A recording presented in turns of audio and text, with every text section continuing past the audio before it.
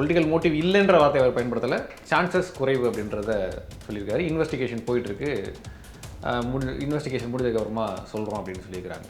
சரணடைந்தவர்கள் அல்லது காவல்துறையால் கைது செய்யப்பட்டவர்கள் என சொல்லப்படுகின்றவர்கள் இந்த 8 பேருக்கு இந்த கொலைக்கும் தொடர்பு கூட இல்லாமல் இருக்கலாம். இவர்கள் போலியாக சரணடைய வைக்கப்பட்டவர்களாகவும் உண்மையில் கொலையை செய்தவர்கள் வேறு நபர்களாக இருக்கலாம் அப்படிங்கிற கருத்தும் இருக்குது. இது போன்ற பிரச்சனைகளை இன்னும் அரசு சரியாக கையாளவில்லை அப்படின்னு தான் நம்ம எடுத்துக்கிற முடியும். ஆனால் ஒரு நாடறிந்த ஒரு தலைவர் இவருடைய விஷயத்துலலாம் காவல்துறை எப்படி ஒரு தடவை செயல்பட முடியும்? ஒரு முத்திரை குத்தி வேறு ஏதாவது சொல்லி இது அது இல்லை இது இல்லை இப்படித்தான் நடந்திருக்கு அப்படின்னு சொல்லி திசை திருப்பி விடுறது தான் கவனம் செலுத்துகிறாங்களோட அவங்க தரப்பில் விட்ட அந்த குறைகளை ஒத்துக்கொள்ள தயாராக இல்லை அப்படின்னு தான் நம்ம பார்க்கணும். அதில் உண்மையிலே பாரபட்சம் இருக்குன்னா இருக்குது, இல்லைன்னு சொல்ல முடியாது. அதிமுகவில் திமுகவில் உயர்மட்ட தலைவர்களாக இருக்கக்கூடிய யாருக்குமே குற்றப்பின்புலம் இல்லையா? அவர்கள் மீது யார் மீது வழக்குகள் இல்லையா? கொலை வழக்குகள் எடுத்தது கிடையாதா? கொள்ளை வழக்குகள் எடுத்தது கிடையாதா? குண்டர் தடுப்பு சட்டத்தில் கைது செய்யப்பட்டது கிடையாதா? பெரிய பட்டியலை கொடுக்கலாம்.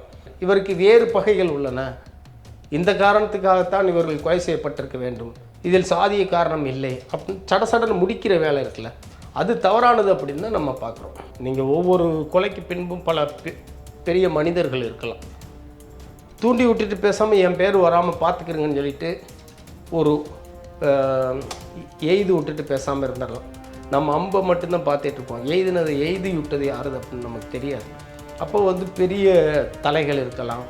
ஒன்று ரவுடி சமூக விரோதின்னு முத்திரை குத்தி வச்சுருக்கான், நீ ரவுடி இல்லை சமூக விரோதி இல்லை நீ என் சகோதரன் அப்படிங்கிற மாதிரி அரவணைக்கிற அந்த அரசியலை தான் பூவைமூர்த்தியார் செஞ்சார். அப்போ அந்த அரசியலை இவங்க விரும்ப மாட்டாங்க. அது போன்ற ஒரு தன்மையில் அடித்தள சமூகங்களில் இருக்கின்றவர்கள் எக்காலத்திலும் ஒரு காங்கிரஸ் கட்சிக்கு அல்லது பாரதிய ஜனதா கட்சிக்கு, திராவிட முன்னேற்ற கழகத்துக்கு, அண்ணா திராவிட முன்னேற்ற கழகத்துக்கு அல்லது அவ்வப்பொழுது வருகின்ற ஆளுங்கட்சியாக அதிகாரத்தில் இருக்கிறவங்களுக்கு உடந்தையா அவங்களுக்கு எக்காலத்திலும் ஒரு அடியாளாக செயல்பட்டால் பிரச்சனை இல்லை. தனித்து இயங்கணும்னு நினச்சா இது போன்று தான் நடக்கும். வெள்ளரவியை சுட்டு கொண்டாங்க, வீரமணியை சுட்டு கொண்டாங்க, ஃபங்குமாரை சுட்டு கொண்டாங்க. வேறு தாதாக்களே கிடையாதா சென்னை பெருநகரத்தில்? பேர் சொல்லலாம். அவங்களுடைய சமூக பின்புலம், அரசியல் பின்புலம், அவங்களாம் நிறைய பேர் சட்டமன்ற உறுப்பினர்கள் ஆகியிருப்பாங்க, நாடாளுமன்ற உறுப்பினர்கள் ஆகியிருப்பாங்க, அமைச்சர் பெருமக்கள் ஆகியிருப்பாங்க. ஒருவேளை வெள்ளரவி வேறு சமூகத்தில் பிறந்திருந்தாருன்னா அரசியல் அவர் வளர்ந்து அவரும் அமைச்சர் ஆகியிருப்பார். வீரமணி வேறு சமூகத்தில் பிறந்திருந்தாருன்னா அவரும் அமைச்சர் ஆகிருக்கலாம். ஃபங்குமாருக்கு அதே மாதிரி ஒரு பின்புலம் தான். அவர் சென்னையை சேர்ந்தவர் தான், சென்னைக்காரர், சாதாரண குடும்பத்திலிருந்து வந்தவர் தான். அப்போ இவங்களெல்லாம் சுட்டுக்கொள்றவங்க வேற இந்த மாதிரி திராவிட கட்சிகளுடைய நிழலில் இருக்கிற எத்தனை பேர் அவங்க சுட்டு கொண்டிருக்காங்க. அப்படி நீங்கள் அவங்களெல்லாம் க்ளோரிஃபை பண்ணுற மாதிரி இருக்குது. இப்போ அவங்கெல்லாம் இல்லை க்ளோரிஃபை பண்ணலை, சுட்டு கொண்டது தப்புன்னு சொல்கிறோம் நம்ம. அவர் ஒரு குற்றவாளி, அவர் மேலே பல வழக்குகள் நிலுவையில் இருக்குது, அவர் ஒரு ஹிஸ்ட்ரி ஷீட்டர் அப்படின்ற மாதிரிலாம் சொல்கிறாங்கல்ல. தமிழ்நாட்டில் இன்றைக்கி இருக்கிற மிகப்பெரிய தலைவர்கள் நிறைய பேர் ஹிஸ்ட்ரி ஷீட்டராக இருந்தவங்க தான். கற்பழிப்பு வழக்கில் போன தலைவர்களும் இருக்காங்க, கொள்ளை வழக்குகளில் போனவங்களும் இருக்காங்க, கொலை வழக்குகளில் போனவங்களும் இருக்காங்க. நம்ம பெரிய தலைவர்களை பேர்களை சொல்லி அவமானப்படுத்தக்கூடாது, அசிங்கப்படுத்தக்கூடாது. பெருங்கட்சி தலைவர்கள் எல்லாருக்குமே பிரச்சனைகள் இருக்குது, சிக்கல்கள் இருக்குது. அப்படிங்கிற போது ஒரு அட்டவணை சமூகத்திலிருந்து வந்த ஒரு தலைவர்களுடைய படுகொலையை திசை திருப்ப வேண்டும் என்ற நோக்கத்தோடு அல்லது அதை மிக எளிமைப்படுத்த வேண்டும் என்ற நோக்கத்தோடு அல்லது ரெசிஸ்ட் பண்ணுறதுக்கு, ஆமாம், அதுக்காக இது போன்ற காரணங்களை சொல்லுவது என்பது.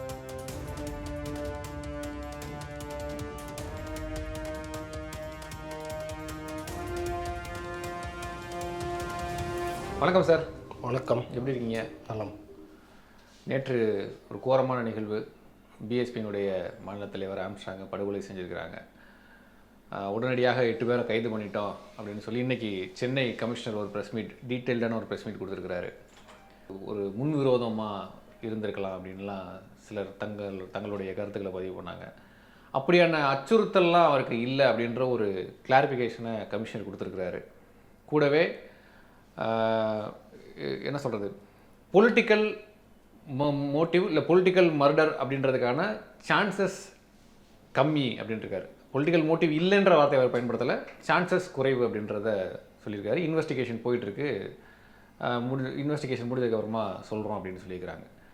இந்த விஷயத்தில் உங்களுடைய வியூ என்ன ஒரு வழக்கறிஞரா? கொலை நடந்த அன்றே யாரும் எந்த முடிவும் சொல்ல முடியாது. அப்போ புலனாய்வு என்பதே முழுமையாக முடியவில்லை. 8 பேர் கைது செய்யப்பட்டனர் என்று காவல்துறை சொல்கிறது. ஆனால் பொதுவான தரப்பிலிருந்து என்ன சொல்கிறோம், 8 பேரும் காவல் நிலையத்தை தேடி சென்று சரணடைந்தனர் என்ற ஒரு செய்தியும் பரவிக்கிட்டு இருக்கு. அது மட்டுமல்லாது சில மூத்த தலைவர்கள், முன்னணி தலைவர்கள் என்ன சொல்கிறாங்கன்னா, சரணடைந்தவர்கள் அல்லது காவல்துறையால் கைது செய்யப்பட்டவர்கள் என சொல்லப்படுகின்றவர்கள் இந்த 8 பேருக்கு இந்த கொலைக்கும் தொடர்பு கூட இல்லாமல் இருக்கலாம். இவர்கள் போலியாக சரணடைய வைக்கப்பட்டவர்களாகவும் உண்மையில் கொலையை செய்தவர்கள் வேறு நபர்களாக இருக்கலாம் அப்படிங்கிற கருத்தும் இருக்குது. அப்படிங்கிற போது புலனாய்வு முடியாத ஒரு நிலையில் ஒரு கொலை நடந்து அந்த இரத்தத்தினுடைய ஈரம் காய்வதற்கு முன்பாகவே ஒரு நாடறிந்த ஒரு தலைவர், அகில இந்திய அளவிலான ஒரு கட்சியினுடைய மாநில தலைவர், இந்த சென்னை பெருநகரத்தினுடைய மாநகரமன்ற அந்த உறுப்பினராக பணியாற்றியவர், சட்டமன்ற தேர்தலில் இன்றைய முதல்வரை எதிர்த்து அந்த தொகுதியில் போட்டியிட்டவர். அப்படிங்கிற போது அவருடைய கொலையை ஒரே நாளில் முடிவுக்கு கொண்டு வர முடியாதுல்ல. அப்போ ஒரு கொலைக்கு பல்வேறு காரணங்கள் இருக்கலாம். அரசியல் காரணங்கள் இருக்கலாம், பொருளாதார காரணங்கள் இருக்கலாம், தனிப்பட்ட பகைகள் காரணமாக இருக்கலாம், ஜாதிய காரணங்கள் இருக்கலாம். அப்படிங்கிற போது ஒரே நாள்லேயே இப்படிலாம் இருக்க முடியாது, இப்படித்தான் அப்படின்னு சொல்லி முடிவெடுக்க முடியாது அப்படிங்கிறது என்னுடைய கருத்து. பட் இது ஒரு லா அண்ட் ஆர்டர் இஷ்யூ, ஒரு சட்டம் ஒழுங்கில் ரொம்ப பெரிய சறுக்கல் தமிழ்நாட்டுக்கு அப்படின்ற மாதிரியான விமர்சனங்கள்லாம் பலரும் வைக்கிறாங்க. அதில் உங்களுடைய வியூ என்ன? இல்லை, இப்போ எல்லா ஆட்சி காலங்களிலும் கொலைகள் நடப்பது உண்டு. எல்லா ஆட்சி காலங்களிலும் இது போன்ற நிகழ்வுகள் நடந்திருக்கு, இல்லைன்னு சொல்லலை. ஆனால் தற்காலங்களில் இந்த ஆட்சி காலத்தில் இப்போ ஊடகங்களில் பெரிய அளவில் பேசப்பட்டுக்கிட்டு இருக்கு. ஒரு 4 ஆண்டுகளில் 240க்கு மேற்பட்ட படுகொலைகள் நெல்லை மாவட்டத்தில் நடந்திருக்கு அப்படிங்கிற ஒரு தகவல் அறிவு உரிமை சட்டத்தின்படி பெற்ற ஒரு ஆய்வு அறிக்கையிலெல்லாம் பேசப்படுது, ஊடகங்களில் பேசப்படுது. அதே மாதிரி தமிழகம் முழுவதும் நடைபெறுகின்ற கொலைகள், குறிப்பாக இந்த மாதிரி அரசியல் தலைவர்களை குறிவைத்து நடத்தப்படுகின்ற கொலைகள், இதெல்லாம் நாளொரு மேனியும் பொழுது ஒரு வண்ணமாக அதிகரித்து கொண்டிருக்கும் பொழுது ஒரு அச்சத்தை மக்களுக்கு உருவாகுதில்ல. அப்போ பொது வாழ்க்கையில் ஈடுபடக்கூடியவர்கள், மக்கள் பிரச்சனைகளை பேசக்கூடியவர்கள், மக்களுக்காக குரல் கொடுக்கக்கூடியவர்களுடைய உயிருக்கு உத்தரவாதம் இல்லை, பாதுகாப்பு இல்லை என்ற ஒரு நிலை உருவாயிருக்கு. அப்போ இதை சட்ட ஒழுங்கு பிரச்சனையை பொறுத்தவரையில், சட்ட ஒழுங்கு பிரச்சனையில் இது போன்ற பிரச்சனைகளை இன்னும் அரசு சரியாக கையாளவில்லை அப்படின்னு தான் நம்ம எடுத்துக்கிற முடியும். இப்போ நீங்கள் திருநெல்வேலியில் கூட தீபக் படுகொலை நடந்துச்சு. தீபக் படுகொலைக்கு பின்பு அந்த படுகொலை அதை ஒட்டிய புலனாய்வு வேலைகளை தமிழக காவல்துறை செய்வதை விடுத்து திருநெல்வேலி காவல்துறை அந்த பாதிக்கப்பட்ட அட்டவணை சமூக மக்கள், அந்த மக்கள் தரப்பினரை தொடர்ந்து கைது செஞ்சுக்கிட்டு இருக்காங்க. அந்த தீபக் ராஜா அவனுடைய இறுதி ஊர்வலத்தில் கலந்துக்கிட்டவங்களுடைய வாகனங்களை கைப்பற்றுறது, அப்படி அவங்க மேலே வழக்கு போட்டுக்கிட்டு இருக்காங்க. அப்போது காவல்துறையே ஒரு சாதியத்தன்மையோட ஒரு ஒருதலை பட்சமாக இது போன்ற விடயங்களில் முடிவெடுக்கிறதுல அல்லது தீவிரமாக செயல்படுறதில், பாதுகாப்பு கொடுக்குறதுல குறைபாடு இருக்குது அப்படின்னு தான் நம்ம பார்க்கணும். நீங்கள் கொங்கு மண்டலம் அந்த மேற்கு பகுதிகளில் நீங்கள் பார்த்தீங்கன்னா பல்வேறு இந்து அமைப்புகள் இருப்பாங்க. மாவட்ட தலைவர், ஒன்றிய தலைவர், ரொம்ப வெளியிலேயே உலகுக்கே இப்படி ஒரு தலைவர் இருக்காரான்னு கூட தெரியாது. ஆனால் அவங்களுக்கெல்லாம் 2 பேர் தனி காவலர்கள் தமிழக காவல்துறை நியமிச்சிருக்கும். இந்த PSOன்னு சொல்கிற 2 காவலர்கள் எங்கே போடுறான்னு கூட போகிறாங்க. அப்படிங்கிற போது ஒரு பரபரப்பான அரசியல் முக்கியத்துவம் வாய்ந்த, பதட்டம் நிறைந்த ஒரு வடசென்னை பகுதியில் இருக்கின்ற ஒரு தலைவர். அப்போ அவருடைய பாதுகாப்பு குறித்து ஒரு கவனம் செலுத்தணும்ல. இப்போ ஒரு முன்னணி தலைவர்கள் குடியிருக்கின்ற பகுதிகளில் இருக்கிற அந்த காவல் நிலைய எல்கே வரம்பில் உள்ள காவல் நிலையம் தினமும் அதை அவர் பகுதியை கண்காணிக்கலாம். அல்லது அந்த பகுதியினுடைய மூத்த காவல்துறை அதிகாரிகளே அவர் வீட்டை ஒட்டி ஒரு 2 காவலர்களை பாதுகாப்புக்கு போடுங்கன்னு சொல்லலாம். தனிப்பட்ட முறையில் அவருக்கு கைத்துப்பாக்கி உரிமம் கொடுக்கப்பட்டிருக்கிறதா சொல்லப்பட்டிருந்தாலும் கூட தனி காவலர்கள் கூட கோரிக்கை வைத்திருந்தால் அதையும் கூட செஞ்சுருக்கலாம். அல்லது செய்யாட்டாலும் கூட சில பதட்டம் நிறைந்த பகுதிகளில் முக்கியமான முன்னணி தலைவர்கள் போகும்போது, வரும்பொழுது, கூட்டங்களில் கலந்துக்கிட்டு இருக்கும்போது, அல்லது அவர் வீட்டில் இருக்கும்போது, அலுவலகத்தில் இருக்கும்போது பாதுகாப்பு வழங்கலாம். அது ஒன்றும் சட்டத்தில் அது முரணான அம்சமும் கிடையாது. அது ஒரு அரசுக்கு எந்த விதத்திலே ஒரு பெரிய பொருள் செலவையோ அல்லது இழப்பையோ ஏற்படுத்தி கொண்ட விடயம் கிடையாது. அப்போ காவல்துறைக்கிட்டே இதில் குறைகள் இருக்குது அப்படின்னு தான் நம்ம பார்க்கணும். ஆனால் ஒரு நாடறிந்த ஒரு தலைவர் இவருடைய விஷயத்துலலாம் காவல்துறை எப்படி ஒருதலை பட்சமாக செயல்பட முடியும்? இல்லை, ஒருதலை பட்சம்னா இப்போ மற்ற இப்போ ஒரு மாநில தலைவர் இவர் நேற்று கூட அந்த இறப்பு செய்தியில் எல்லோரும் கேட்குற கேள்வி என்னன்னா, அண்ணாமலை இவர் நிகரானவர்கள் தானே, அப்படித்தானே சொல்கிறாங்க. இப்போ பகுஜன் சமாஜ் கட்சி என்பது ஒரு அகில இந்திய அளவிலான ஒரு பெரிய கட்சி. 3-4 முறை அந்த அம்மையார் முதலமைச்சராக இருந்திருக்கிறார்கள். இந்திய அளவில் பெரிய தாக்கத்தை உருவாக்கின்ற ஒரு கட்சி. அந்த கட்சியினுடைய மாநில தலைவர் அவர். அதே போன்று பாஜகவும் இருக்குது. அப்போ பாஜக மற்றும் அதை சார்ந்த தலைவர்களுக்கு வருகையை முன்னிட்டு, அவர்களுடைய போக்குவரத்தை முன்னிட்டு தமிழக காவல்துறை காட்டுகின்ற அக்கறையை, உன்னிப்பான பல விடயங்களை செய்கிறாங்கல்ல, அதை இவங்களுக்கு செய்யலைல்ல. அப்படிங்கிறபோது ஏதோ ஒரு விதத்தில் ஒரு பாரபட்சமாக ஒரு முத்திரை குத்தி வேறு ஏதாவது வந்து சொல்லி இது அது இல்லை இது இல்லை இப்படித்தான் நடந்திருக்கு அப்படின்னு சொல்லி திசை திருப்பி விடுறது தான் கவனம் செலுத்துகிறாங்க. தவிர அவங்க தரப்பில் விட்ட வந்து அந்த குறைகளை வந்து ஒத்துக்கொள்ள தயாராக இல்லை அப்படின்னு தான் நம்ம பார்க்கணும். அதில் உண்மையிலே பாரபட்சம் இருக்குன்னா இருக்குது, இல்லைன்னு சொல்ல முடியும்.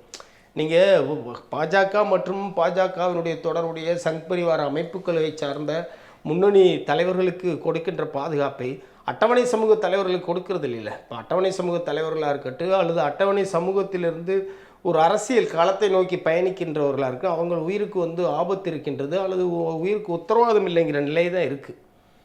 இன்றைக்கி எல்லாருக்குமே வந்து பின்புலம்ங்கிறது வந்து ஒருத்தரை வந்து குறி வச்சு இவருக்கு வந்து ஒரு குற்ற பின்புலம் இருக்குன்னு யாரையுமே சொல்ல முடியாது. இன்றைக்கி தமிழ்நாட்டில் ஆட்சி அதிகாரத்தில் உள்ள எல்லா தலைவர்களுக்குமே குற்ற பின்புலம் இருக்குது. அது அதிமுகவாக இருக்கலாம், திமுகவாக இருக்கலாம், காங்கிரஸாக இருக்கலாம், யாராவது இருக்கலாம், பாஜகவாக இருக்கலாம். பாஜக தேடி தேடி வந்து இது போன்ற வந்து இந்த ரவுடிகள்னு சொல்லப்படுற நிறையா பேரை வந்து கட்சியில் சேர்க்கத்தானே செய்கிறாங்க. இது போன்ற வந்து 100-200 வழக்குகள் இருக்குது, 10-20 வழக்குகள் இருக்குது. எங்கள் பக்கம் வராதேன்னு யாரையாச்சும் தள்ளி விட்ருக்காங்களா? அல்லது திமுக அப்படி சேர்க்கலையா? அதிமுக அப்படி சேர்த்தது இல்லையா? அல்லது அதிமுகவில் திமுகவில் உயர்மட்ட தலைவர்களாக இருக்கக்கூடிய யாருக்குமே குற்றப்பின்புலம் இல்லையா? அவர்கள் மீது யார் மீது வழக்குகள் இல்லையா? கொலை வழக்குகள் எடுத்தது கிடையாதா? கொள்ளை வழக்குகள் எடுத்தது கிடையாதா? குண்டர் தடுப்பு சட்டத்தில் கைது செய்யப்பட்டது கிடையாதா? பெரிய பட்டியலை கொடுக்கலாம். அப்போ அட்டவணை சமூகத்தைச் சேர்ந்த தலைவர்கள் அல்லது வந்து முன்னணி செயல் வீரர்கள் படுகொலை செய்யப்படும் பொழுது அதை பொத்தாம் புதுவில் வந்து இவர்கள் வந்து ஒரு குற்றப்பின்னணி உடையவர்கள், இவருக்கு வேறு பகைகள் உள்ளன, இந்த காரணத்துக்காகத்தான் இவர்கள் கொலை செய்யப்பட்டிருக்க வேண்டும், இதில் சாதிய காரணம் இல்லை அப்படின்னு சடசடன்னு முடிக்கிற வேலை இருக்குல்ல, அது தவறானது அப்படின்னு தான் நம்ம பார்க்குறோம். கமிஷனர் அதான் சொல்கிறாரு, இதுக்கு வந்து ஒரு ரிட்டாலியேஷன் தான் காரணமாக இருக்கும் அப்படின்னு நாங்கள் இப்போ சஸ்பெக்ட் பண்ணுறோம். பட் பொலிட்டிக்கல் மோட்டிவ் அப்படி இன்னும் எங்களுக்கு கிடைச்ச மாதிரி தெரியல. ஏன்னா எல்லா தலைவர்களுமே என்ன சொல்கிறாங்கன்னா, உளவுத்துறையினுடைய ஃபெயிலியர், உளவுத்துறைக்கு தகவல் தெரியாமல் இருந்திருக்குமா, இப்படி ஒரு லைஃப் த்ரெட் இருக்குது அப்படின்னு சொல்லும் பொழுது செய்தியாளர்கள் கேள்வி எழுப்புறாங்க. அவருக்கு உயிருக்கு அச்சுறுத்தல் இருக்குது அப்படின்ற மாதிரியான தகவல்கள் எங்களுக்கு இல்லை அப்படின்னு, அப்படியே சமீபத்தில் எந்த ஒரு வார்னிங்கும் இல்லை அப்படின்னு கமிஷனர் சொல்கிறாரு. காவல்துறை எல்லா விடயத்தையும் வந்து கூர்ந்து கண்காணிக்கிறார்கள். சில நேரங்களில் கைபேசிகளை கூட ஒட்டு கேட்கிறார்கள். அப்போ காவல்துறையில் இந்த மாதிரி ஆர்கனைஸ்ட் கிரைம்ஸ்ன்னு சொல்கிறாங்க, அமைப்பாக்கப்பட்ட ஒரு தன்மையில் நடக்கிற குற்றங்கள். ஓசிஐயின் கூட ஒரு அமைப்பில் ஆர்கனைஸ்டு கிரைம் இன்வெஸ்டிகேஷன் யூனிட் அப்படின்லாம் இன்றைக்கி தமிழ்நாட்டில் பெருநகரங்களில் இருக்காங்க. நீங்கள் காவல்துறை சார்ந்தவங்க லுங்கியை மடித்து கட்டிட்டு தாடி வச்சுக்கிட்டு சாதாரண வந்து ஒரு சட்டையை போட்டுக்கிட்டு இந்த ரொம்ப எளிய மக்கள் வாழ்கின்ற பகுதியெல்லாம் அல்லது இந்த அதிரடியான இந்த நிழல் உலகங்களுக்கு எல்லாம் புகுந்து வர்றாங்க. ஆமாம், சாதாரணமாக போய் பேசிகிட்டு இருப்பாங்க, அவங்க எல்லார்ட்டையும் பேசுவாங்க, அங்கே இருக்கிற ரவுடிகள்னு சொல்லப்படுற எல்லார்ட்டையும் பேசுவாங்க, சாமானியர்களாக இருக்காங்க, நெருங்கி பழக அவங்க காவல்துறைங்கிறது அவங்களுக்கும் தெரியும்.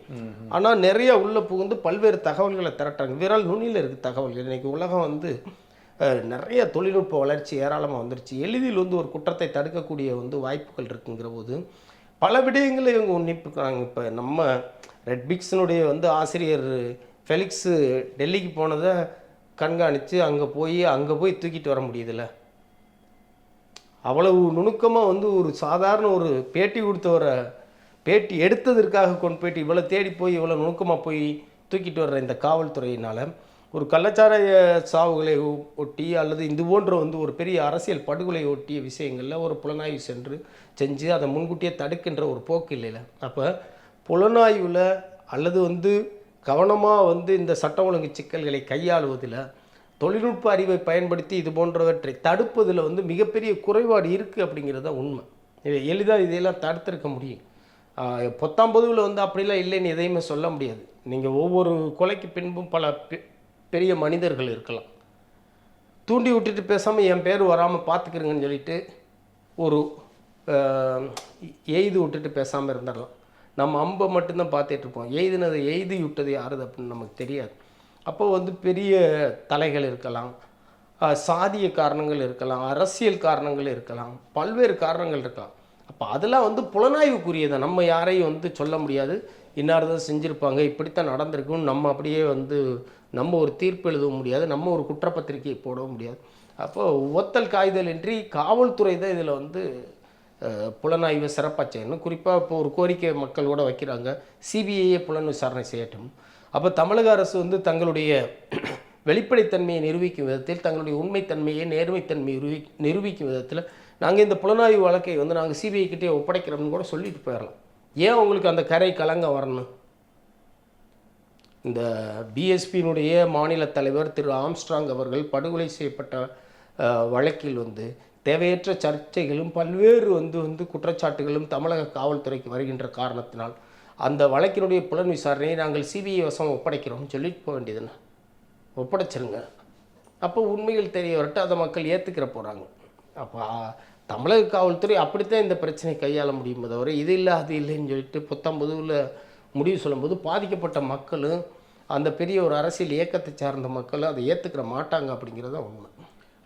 ஒரு பட்டியல் சமூகத்திலேருந்து ஒரு தலைவர் எமர்ஜ் ஆகி வர்றது அப்படின்றது ரொம்ப சிரமம். அப்படி வளர்ந்தாருன்னா அவரை மட்டுப்படுத்துறது இல்லை அவரை தடுத்து நிறுத்துறது இல்லை இந்த மாதிரியான விஷயங்களை செய்கிறது அப்படின்றது சாதிய காரணம் காட்டி ஒரு இதனால தான் அப்படி நடக்குது, இந்த சமூகத்திலேருந்து யாரும் வளர்ந்துடக்கூடாது அப்படின்னு நினைக்கிறாங்கன்றாங்க. அது அப்படி ஒரு பார்வை இருக்குது? இல்லை, அப்படி ஒரு பார்வை இருக்கின்றது. தமிழக அரசியலில் இப்போ சென்னை பெருநகரம் தான் தலைநகரம். இங்கே தான் அரசியலுடைய ஊற்றுக்கண் இருக்குது. இங்கே தான் அரசியலே தோற்றுவாயிருக்கு. இங்கு தான் கம்யூனிஸ்ட் கட்சிகள் வளர்ந்துச்சு, காங்கிரஸ் கட்சியும் வளர்ந்துச்சு, அதே போன்று இந்த திராவிட கட்சிகளும் வளர்ந்துருக்கு. அப்போ திராவிட கட்சிகள் பொதுவாக அடித்தள மக்களை தான் தங்களுக்கு ஆட்களாக பயன்படுத்துவாங்க.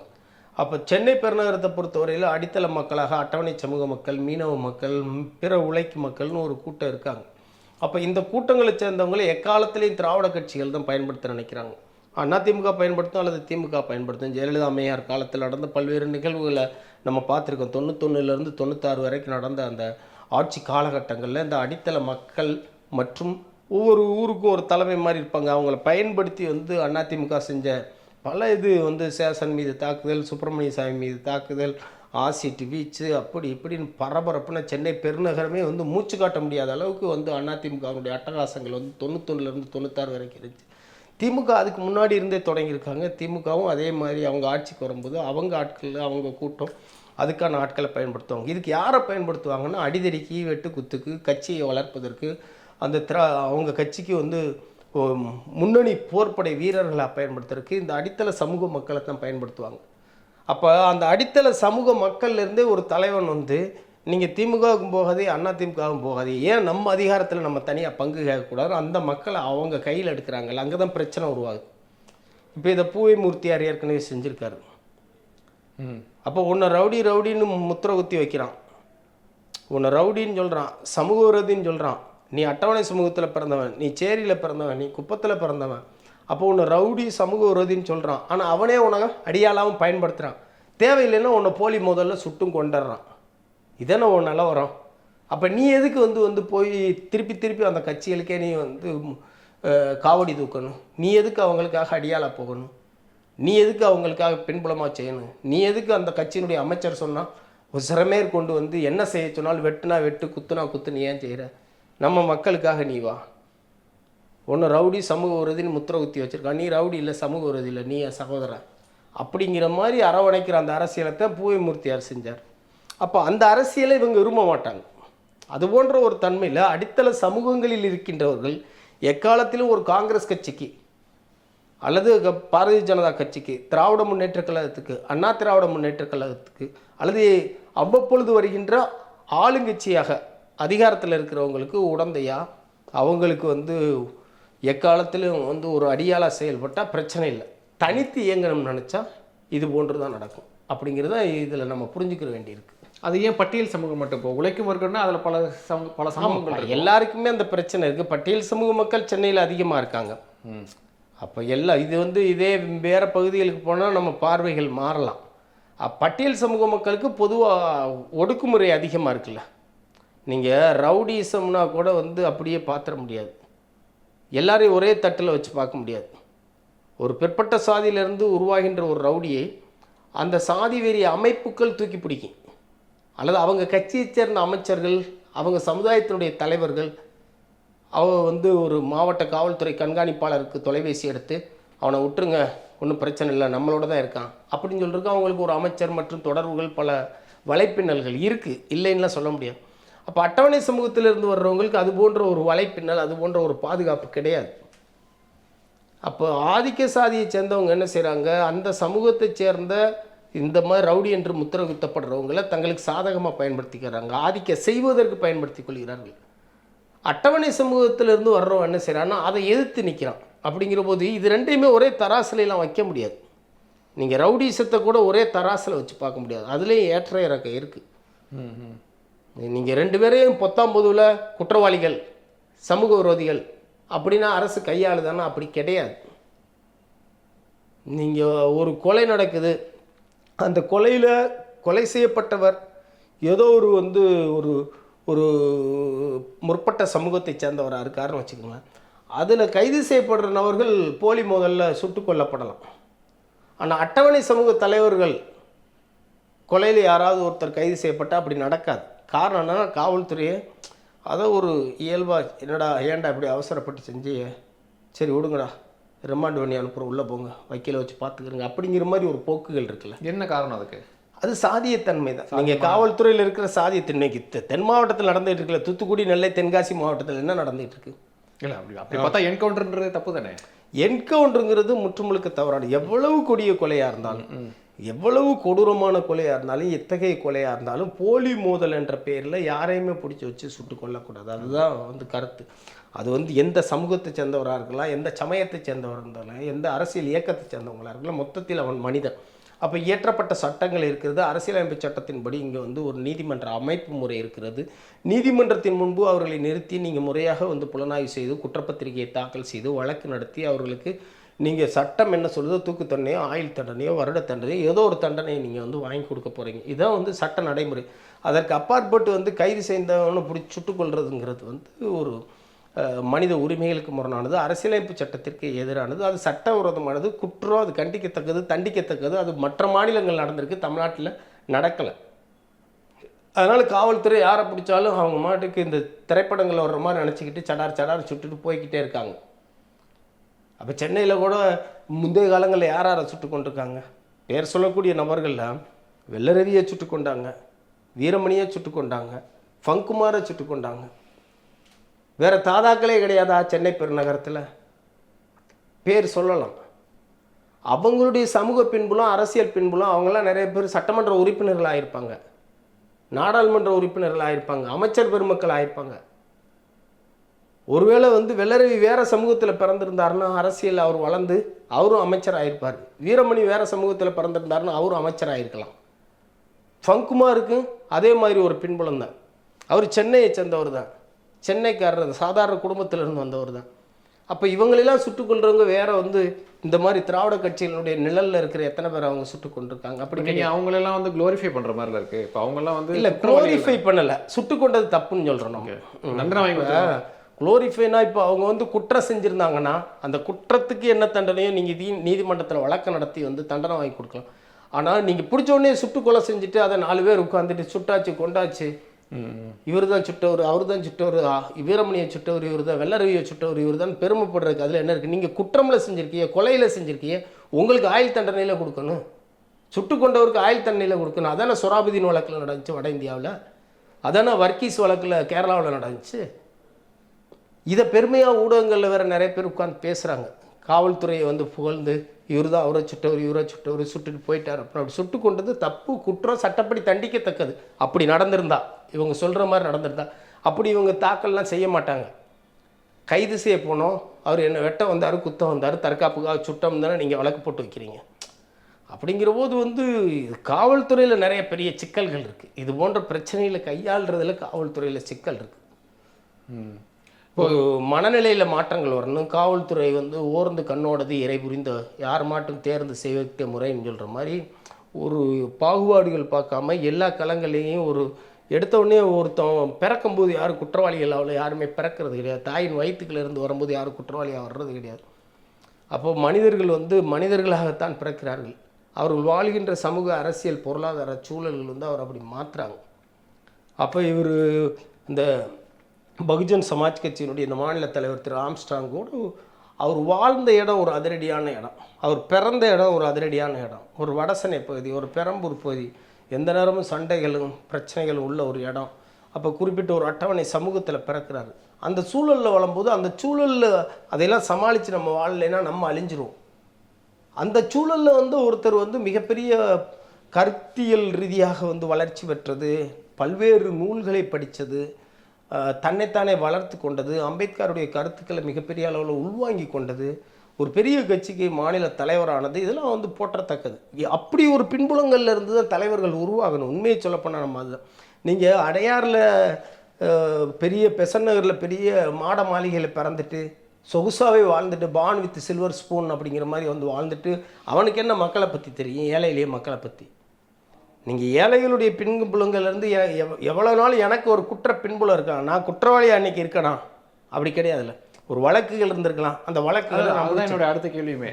நீங்கள் சொல்கிறதெல்லாம் ஓகே, இந்த மாதிரி ஒரு எளிய மக்கள்லேருந்து தான் ஒரு தலைவன் பிறக்கணும், அவனுக்கான ஐடியாலஜி இருக்கணும், இதெல்லாம் ஓகே, இதெல்லாம் நான் அக்செப்ட் பண்ணிக்கிறேன். பட் அவர் வந்து ஒரு குற்றவாளி, அவர் மேலே பல வழக்குகள் நிலுவையில் இருக்குது, அவர் வந்து ஒரு ஹிஸ்ட்ரி ஷீட்டர் அப்படின்ற மாதிரிலாம் சொல்கிறாங்கல்ல. தமிழ்நாட்டில் இன்றைக்கி இருக்கிற மிகப்பெரிய தலைவர்கள் நிறைய பேர் ஹிஸ்ட்ரி ஷீட்டராக இருந்தவங்க தான். உண்மையை சொல்கிறோம். எல்லாருக்குமே வந்து எல்லா ஆட்சிகளும் இருக்கும் பொழுது, இப்போ நீங்கள் குண்டர் தடுப்பு சட்டம்னு ஒரு சட்டம் இருக்குது. நீங்கள் ஒரு போராட்டத்தில் ஈடுபடுறீங்க, போராட்டத்தில் ஈடுபட்டு ஒரு வழக்கு போட்டால் நீங்கள் நாளைக்கே வெளியே வந்துடுவீங்க. அப்போ நீங்கள் வரக்கூடாது, நாளைக்கு வெளியே வரக்கூடாதுன்னு என்ன செய்யணும்னா, அருண் வந்து இந்த அண்ணா சாலையில் ஒரு கடையில் வந்து குளிர்பானம் குடித்தார். குடிச்சிட்டு பணம் கேட்டவொடனே என் பேர் தாண்டா அருண், என் பேரை கேட்ட அந்த அண்ணா சாலையை நடுங்குமுடான்னு சொன்னார். தூக்கி சோடாப்பாட்டில் தூக்கி போட்டு உடைச்சார். அப்போ போக்குவரத்தெல்லாம் நின்றுச்சு. சாலைகளில் வந்து மக்கள்லாம் பதறி அடித்து ஓடினாங்க. பள்ளி குழந்தைகள் கதறி ஓடினார்கள். கடைகளில் சட்டரை இழுத்து மூடிட்டாங்க. அதனாலே இவர் மேலே குண்டர் தடுப்பு சட்டம் போடணும்னு ஒரு பொய் வழக்கு போடுவாங்க. இந்த 427 இந்திய தண்டனை சட்டம், இப்போ சட்டம் வேறு மாறிடுச்சு. அப்போ 427 இந்திய தண்டனை சட்ட பொருட்களை சேதப்படுத்துதல், 506(2) கொலை மிரட்டல் விடுத்தல், இந்த மாதிரி வந்து சில சட்டப்பிரிவுகள், இப்போ 392, 97, 95 இந்த மாதிரி கொள்ளையடித்தல், இப்படி சில சட்டப்பிரிவுகளை போடுவாங்க. இது எதுக்கு போடுவாங்கன்னா, அரசியல் நடவடிக்கையில் உள்ள நபர்களை பழி வாங்கி முடக்குவதற்காக தடுப்பு காவல் சட்டத்தில் ஒரு 6 மாத காலம், ஒரு ஆண்டு காலம் உள்ள வைக்கணுங்கிற நோக்கத்தோடு தொடுக்கப்படுற வழக்குகள் தான். அது போன்ற வழக்குகள் வந்து எல்லார் மேலேயுமே இருக்குது. எல்லா தலைவரும் இது போன்ற வழக்கு தான் அவர் மேலே இருந்துச்சு. அந்த வழக்குகள் இப்போ நிலுவையில் இல்லை. அந்த வழக்குகள் அனைத்திலும் அவர் நிரபராதி என நிரூபிக்கப்பட்டு கொலை வழக்குகள்லாம் எதுவும் கிடையாது. ஓகே, நீங்கள் சில ஒரு பிரச்சனையாவது ஏற்று கேட்குறோம், எதிர்த்து கேட்கும்போது ஒரு 307 ஒரு இந்திய தண்டனை சட்டத்தின்படி 307 கொலை முயற்சின்னு போடலாம். அந்த கொலை முயற்சியில் தண்டிக்கப்பட்டிருக்கணும்ல, விடுவிக்கப்பட்டுட்டாங்க. இப்போ நீதிமன்றம் தானே உச்சபட்சமானது. ஒரு நபரை பிடிக்கலன்னு யாருனாலும் என்னன்னாலும் புகார் கொடுக்கலாம். அந்த புகாரின் பேரில் காவல்துறை புலன் விசாரணை செய்து அறிக்கையை தாக்கல் செய்யலாம். ஆனால் அதில் சாட்சிகள் சான்றுகளின் அடிப்படையில் இவர் குற்றவாளியா இல்லையான்னு சொல்லி நிரூபிக்க வேண்டியது நீதிமன்றம் தான். அப்போ நீதிமன்றத்தினுடைய தீர்ப்பு தான் இறுதியானது, உறுதியானது. அப்போ நீதிமன்றம் வந்து நிரபராதி என தீர்ப்பளிக்கப்பட்ட வழக்குகளெல்லாம் எடுத்து இவர் மீது இத்தனை வழக்குகள் இருந்தன, இவர் வந்து வரலாற்று பதிவில் இருந்தார் அப்படிங்கிற மாதிரி ஒரு ஹிஸ்ட்ரி ஷீட்டர் அப்படிங்கிற மாதிரிலாம் சொல்கிறதுங்கிறது ஒரு எல்லா தலைவர்களுக்கும் வழக்குகள் இருக்குது. மோசமான வழக்குகள்லாம் இருக்குது. கற்பழிப்பு வழக்கில் போன தலைவர்களும் இருக்காங்க, கொள்ளை வழக்குகளில் போனவங்களும் இருக்காங்க, கொலை வழக்குகளில் போனவங்களும் இருக்காங்க. நம்ம பெரிய தலைவர்களை பேர்களை சொல்லி அவமானப்படுத்தக்கூடாது, அசிங்கப்படுத்தக்கூடாது. பெருங்கட்சி தலைவர்கள் எல்லாருக்குமே பிரச்சனைகள் இருக்குது, சிக்கல்கள் இருக்குது. அப்படிங்கிற போது ஒரு அட்டவணை சமூகத்தில் இருந்து வந்த ஒரு தலைவர்களுடைய படுகொலையை திசை திருப்ப வேண்டும் என்ற நோக்கத்தோடு, அல்லது அதை மிக எளிமைப்படுத்த வேண்டும் என்ற நோக்கத்தோடு, அல்லது ரெசிஸ்ட் பண்ணுறதுக்கு, ஆமாம், அதுக்காக இது போன்ற காரணங்களை சொல்லுவது என்பது தவறானது தான். அப்படி சொல்ல முடியாது. ஆம்ஸ்ட்ராங் அவர்களுடைய இழப்பு வந்து எந்த அளவுக்கு ஒரு பேரிழப்பு அப்படின்னு எல்லாருமே சொல்கிறாங்க. குறிப்பாக அவர்கிட்ட வந்து இப்போ கடந்த காலங்கள் அப்படின்னு ஒரு எல்லாருமே வந்து ஒரு எளிய குடும்ப பின்புலத்திலிருந்து சமூக பின்புலத்திலிருந்து வர்றவங்களுடைய துவக்கக்கட்ட வாழ்க்கை என்பது மிக போராட்ட வாழ்க்கையாக இருக்கும். அப்போ வறுமை இருக்கலாம், பசி இருக்கலாம், அடிதடிகள் இருக்கலாம், சண்டைகள் இருக்கலாம், சச்சரவுகள் இருக்கலாம், சிறைச்சாலைகள் இருக்கலாம், அவமானங்கள் இருக்கலாம், நிந்தனைகள் இருக்கலாம், இப்படி பல பிரச்சனைகள் இருக்கும் ஒரு சின்ன ஒரு அடித்தளத்திலிருந்து எழும்பி வர்ற தலைவர்களுக்கு. அப்போ தலைவர்கள் ஆகி எழும்பி நிற்கும் பொழுது அவங்க அந்த தாங்கள் வந்த பாதையை திரும்பி பார்த்து தங்கள் சார்ந்த மக்களை வந்து பெரும்பாலுமே ஏதோ ஒரு விதத்தில் நேசிப்பார்கள். அந்த வகையில் அவர் வந்து நிறையா அந்த எளிமையான பின்புலங்களிலிருந்து வந்த பல்வேறு மாணவிகளுக்கு வந்து நிறைய உதவிகள் செஞ்சுருக்கார். அது ஒரு பெரிய தொடர்ச்சி. அந்த சட்டக்கல்லூரி மாணவர்களுக்கெல்லாம் வந்து ஒரு பெரிய பின்புலமாக இருக்கிறது, அவங்க படிப்புக்கு உதவி செய்கிறது, அவங்க வழக்கறிஞராக பதிவு செய்யும் பொழுது அந்த பதிவுக்கான உதவிகள், அந்த கட்டணங்கள், மற்ற வந்து அந்த அங்கிகள்லாம் எடுக்கிறதுக்கு உதவி செய்கிறது, தங்குவதற்கு தொலைதூரங்களில் இருந்து சென்னை பெருநகரத்துக்கு வந்து தங்குவதற்கு இடமில்லாமல் இருக்கின்றவர்களை தனது வீட்டுக்கு அருகாமையிலே உள்ள ஒரு வீட்டில் தங்க வச்சுக்கிறது, அவங்களுக்கு உணவுக்கு ஏற்பாடு செய்வது, இப்படி வந்து நிறையா செஞ்சுருக்காருன்னு வச்சுக்கோங்க. அப்போ அது ஒரு பக்கம். இன்னொரு பக்கம் வந்து அண்ணல் அம்பேத்கருடைய கொள்கையை தொடர்ச்சியாக அந்த சென்னை மாநகரம் முழுவதும் மட்டுமல்லது தமிழகம் முழுவதும் நல்ல ஒரு பேச்சாளர்னால் ஒரு ஆசிரியர் மாதிரி பேசுவார். ரொம்ப வீராவேசமாக அப்படி இப்படி பேசாமல் ஒரு ஆசிரியர் மாதிரி புரிகிறது மாதிரி ரொம்ப அருமையாக எடுத்து சொல்லுவார். நல்ல ஜாதி ஒழிப்பு கருத்து அந்த அளவுக்கு பரப்பக்கூடியவர். அப்போ ரெண்டாவது இது ஒரு முதன்மையான ஒரு அம்சமாக இருக்குது. இப்படி வந்து ஒரு எளிய மக்களுக்கான ஒரு உதவி செய்யக்கூடியவராக இருந்தவர். ரெண்டாவது, இப்போ சென்னை பெருநகரம் வந்து எல்லா பெருநகரங்கள்லேயுமே ஒரு நிழல் உலகம் ஒன்று இருக்கும். நிழல் உலகத்தை யாரும் மறுக்கவும் முடியாது, மறைக்கவும் முடியாது. இன்றைக்கி மும்பையில் இருக்குது, சென்னையில் இருக்குது, கொல்கத்தாவில் இருக்குது, உலகத்தினுடைய எல்லா நகரங்கள்லேயுமே இருக்கும். இப்போ நியூயார்க்லேயும் சிக்காகோவில் எல்லா மாநகரத்துலேயுமே ஒரு நிழல் உலகம் ஒன்று இருக்கும்.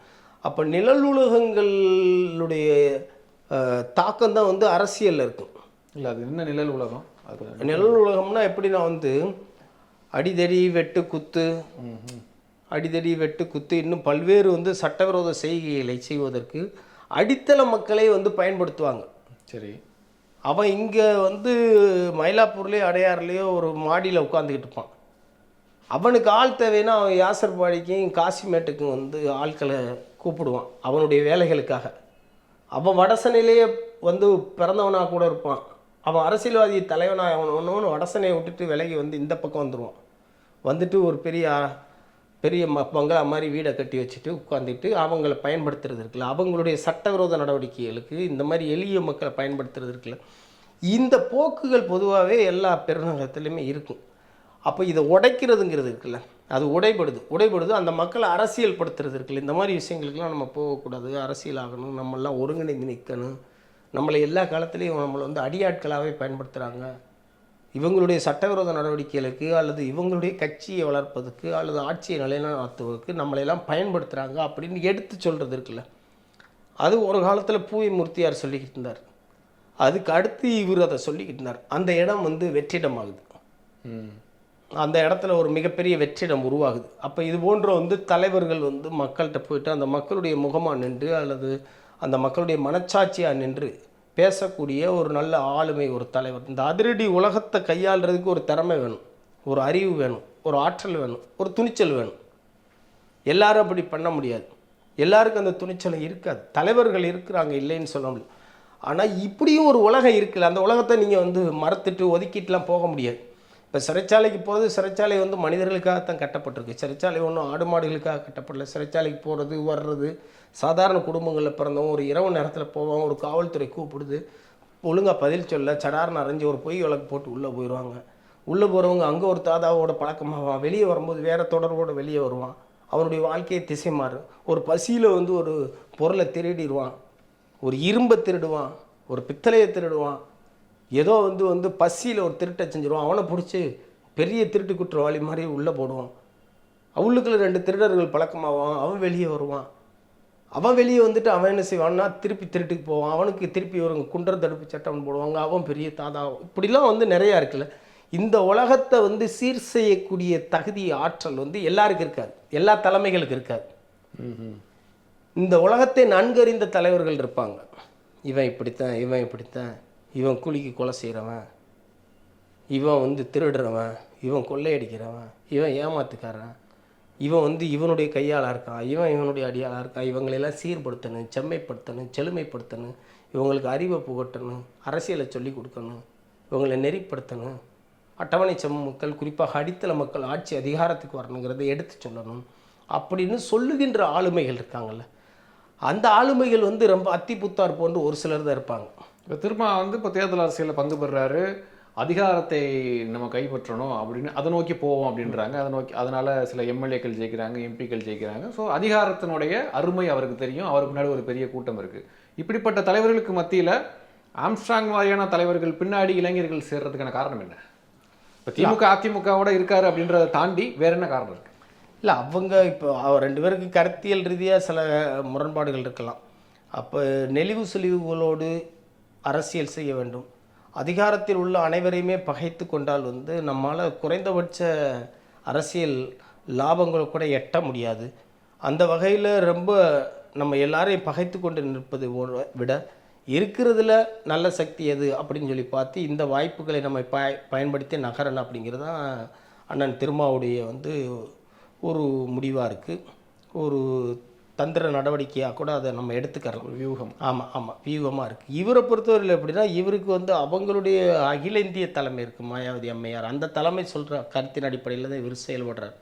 அப்போ இவரை பொறுத்தவரையில் இவங்க எல்லாரையுமே மக்களுக்கு எதிரான ஒரு சக்திகளாக தான் அவர் பார்க்குறாரு. கூட்டணிகள் இவர் திமுகவோட இருக்காரு. இப்போ திமுக அதிமுகவை காங்கிரஸ் பிஜேபி விரும்பாத இளைஞர்கள் போய் சேர்றாங்க. அது ஒரு பக்கம் இருக்கட்டும்.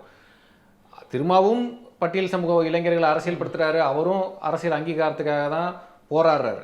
இதுலேருந்து எப்படி முரண்பட்டு இங்கே போகிறாங்கன்னு நான் கேட்குறேன். இல்லை, அது என்ன ஒரு ஸ்பெஷல் யூனிக்னஸ் இருக்குது இவர்கிட்ட? இல்லை, அது அவர் நீங்கள் பல விஷயங்களை பார்க்கலாம். இப்போ அவர் சென்னையினுடைய வடசென்னையிலேயே வாழ்ந்தவர், பிறந்தவர், அங்கேயே பிறந்து அங்கேயே வளர்ந்த ஒரு தலைவர் இல்லை. இப்போ ரொம்ப எளிய சேரி போன்ற பின்புலங்களில் இருக்கின்ற அந்த மக்களுடைய சமூக உளவியல் இருக்குல்ல, அந்த சமூக உளவியலை அந்த மண்ணிலேயே பிறந்தவங்களால் ரொம்ப புரிஞ்சுக்கிற முடியும். நீங்கள் இது போன்ற ஒரு பெரிய தாக்கம் இவருக்கு தான் இருந்துச்சு, மூர்த்தியார். காரணம் அவர் இங்கேயே இந்த பகுதியை சேர்ந்தவர் அப்படிங்கிற போது அது கூட ஒரு காரணமாக இருக்கலாம். அப்போ இந்த பகுதி இளைஞர்களுடைய அந்த சமூக உளவியல் இருக்குல்ல, அது எப்படின்னா ஒரு வீரியமாக இந்த வடசென்னை உலகத்துக்கு ஏற்றது மாதிரி நிற்கிற அந்த தன்மையிலேருந்து கூட அவரை ஏற்றுக்கிட்டு போயிருக்கலாம். ஆனால் பொதுவாக என்னென்னா, இப்படி ஒரு உலகம் இருக்கிறது, இந்த வடசென்னை உலகம் இப்படிப்பட்ட ஒரு உலகம் இருக்கிறது. இந்த உலகத்தில் அட்டவணை சமூகங்களிலிருந்து நல்ல ஆளுமைகள் தலைவர்கள் உருவாகவே முடியாமல் ஏதோ ஒரு விதத்தில் அரசியல் கட்சிகள் மற்றும் இந்த ஏற்றத்தாழ்வான அந்த சமூக அமைப்பில் அது பாதிக்கப்பட்டு கொண்டே இருக்கிறார்கள் அப்படிங்கிறத நம்ம புரிஞ்சுக்கிறோம். இனி ஒரு தலைவர் உருவாக்குறது ரொம்ப சிரமம் அப்படின்றீங்களா? தலைவர்கள் உருவாகாமல் போகிறது, மக்கள் வரலாற்றை படைக்கிறார்கள், வரலாறு கதாநாயகர்களை படைக்கிறது. அப்போது ஏதோ ஒரு விதத்தில் தலைவர்கள் உருவாகத்தான் செய்வாங்க, அது இல்லாமல் போகிறது கிடையாது.